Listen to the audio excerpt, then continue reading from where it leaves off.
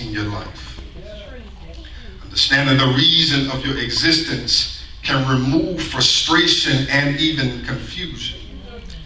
Coming into the revelation of why I'm here, or what is the objective for my life, it brings about a certain level of completeness.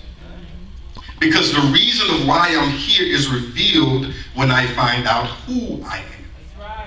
When you know who you are, then your mission becomes your focal point. So once you know who you are, your focus on your purpose in life now becomes the priority. It becomes priority over any struggle. It becomes the priority over any pain. It becomes the priority even over your past. Because I realized that the struggle, the pain, the hurt, the disappointment is not the destination for my life.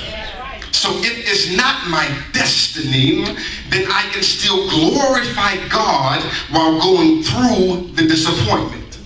Because I know that the disappointment is not the fulfillment of my existence. Trouble automatically comes with the contract of life, but we are the ones who give and sign consent for the negative things to affect us. Loneliness can affect you if you give it consent. And once you give it consent, then your purpose now changes to loneliness. And instead of you being one who knows that I'm never forsaken, now your identity becomes one who is lonely.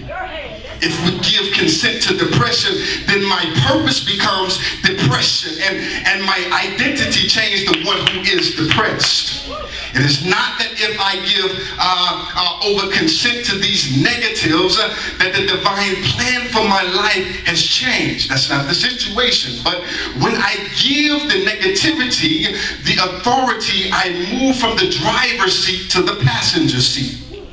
It's just like the Israelites in the wilderness. Their identity was the people of God, the children of God, and it was God who purposed for them to dwell in the promised land. But it was the Israelites complaining that moved them from the driver's seat to the passenger seat, and what they should have obtained in a couple of weeks ended up taking 40 years for them to obtain it. The negativity, it's the storms, it's the setback that had its own intention for your life.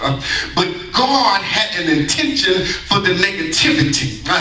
God had an intention for the setback. It is God who had an intention for the storm. The setback intention was to leave you hopeless. That was the setback's intention for you. It was to leave you feeling like God had abandoned you. But God's intention for the